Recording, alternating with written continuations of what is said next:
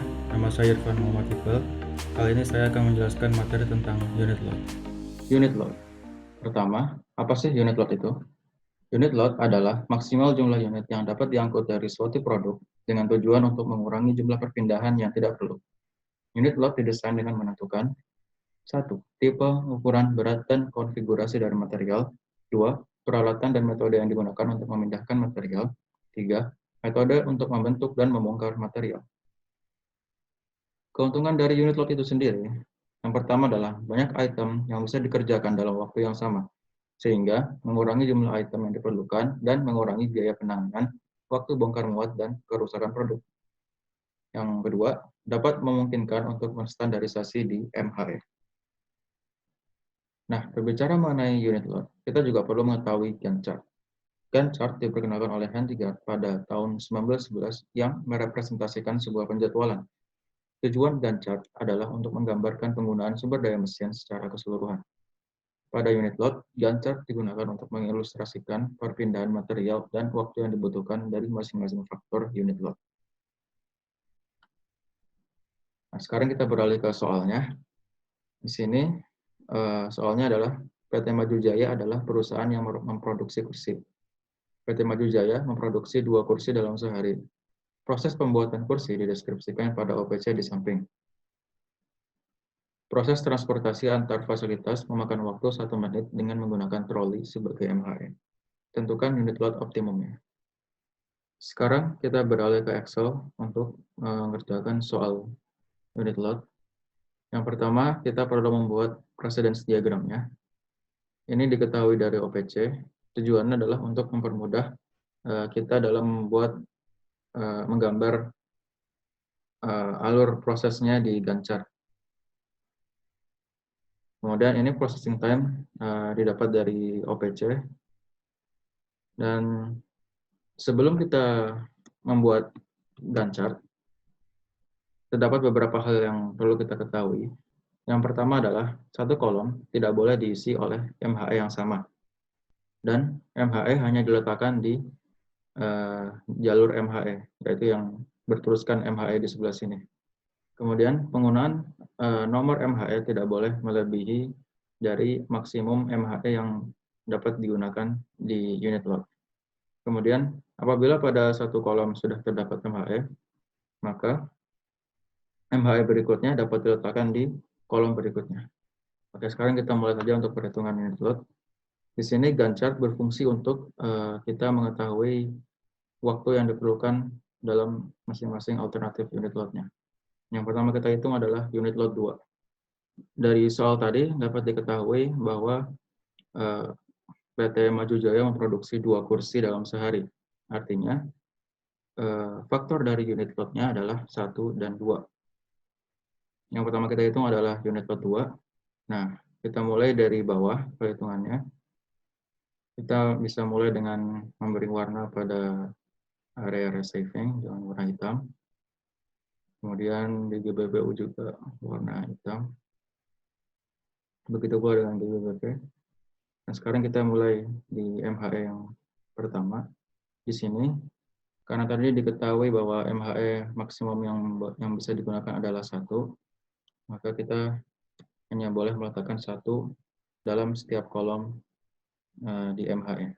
Kemudian untuk menghitung waktu di mesin A, caranya adalah processing time di A dikali dengan unit load 2-nya. Jadi sama dengan ini dikali 2. Nah, dari angka 4 ini kita bisa sorot ke samping sebanyak 4 kolom. Kemudian bisa kita warnai dengan warna bebas. Untuk saya memilih kuning. Lalu kita lanjut ke mesin B. Nah, mesin B ini kalau dilihat dari precedence diagram, dia baru bisa memulai setelah mesin A selesai. Oleh karena itu, MHE-nya kita letakkan setelah mesin A berakhir waktunya di sebelah sini sebesar 1. Untuk mesin B, processing time-nya 3, berarti processing 3 dikali unit load 2 sama dengan 6, maka kita akan tarik garis sebanyak 6 kolom, kemudian kita warnai.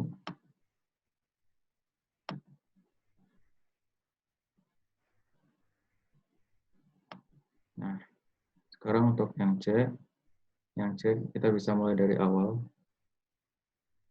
Nah, yang C bisa kita mulai di sebelah sini untuk MHE-nya. Kenapa tidak di sini? Karena di sini sudah ada MHE yang digunakan, karena itu kita bergeser ke sebelah.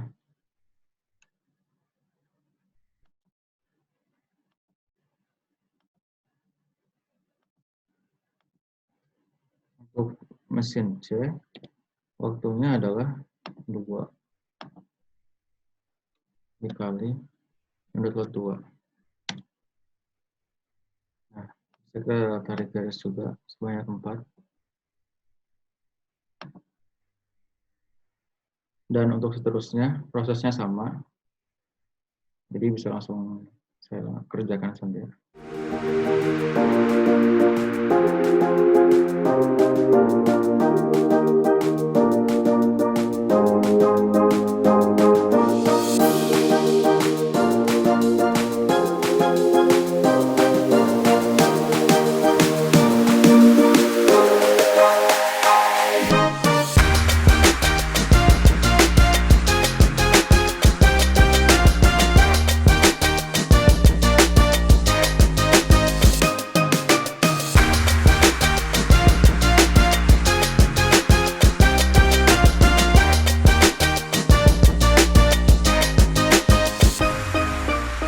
Selesai gancar dengan unit load 2.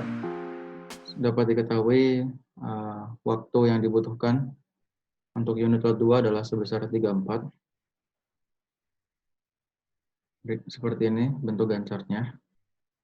Sekarang bisa kita lanjut ke unit load 1, faktor dari 2. Untuk bisa memenuhi perpindahan material, maka unit load 1 ini harus kita looping sebanyak 2 kali, sehingga hasilnya akan sama seperti unit load 2. Nah, untuk unit load 1 sama seperti yang di atas, kita mulai dari bawah. Kemudian lanjut ke MHE yang pertama, yaitu MHE untuk mesin A. Kita letakkan 1 di sini.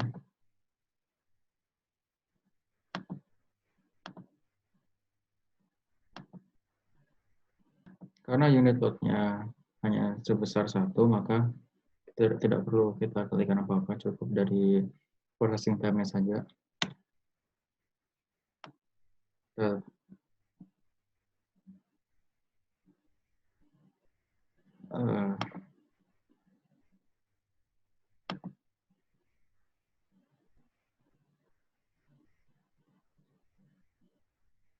Kemudian bergeser ke proses B, sama seperti yang di atas. Proses B dapat dimulai setelah proses A selesai. Kita bikin MHE di sebelah sini dan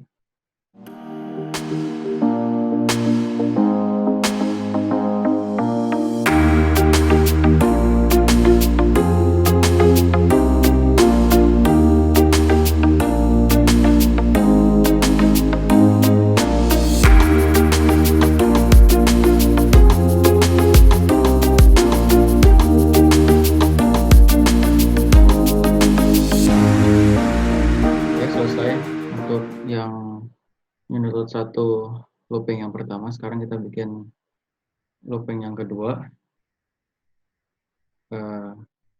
Kita tinggal mengulangi prosesnya dari awal.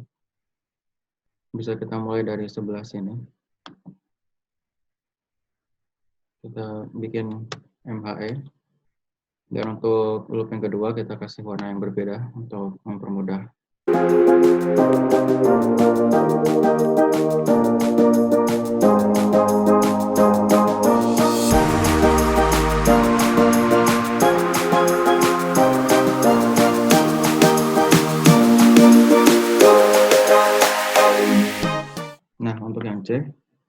Karena beberapa kolom sudah terisi oleh MHE,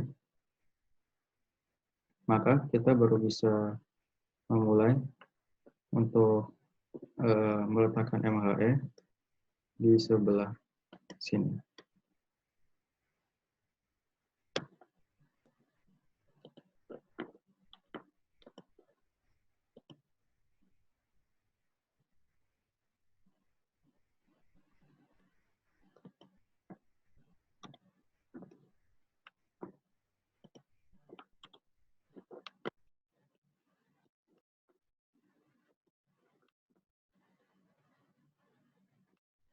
Sekarang berpindah ke MHE untuk mesin D.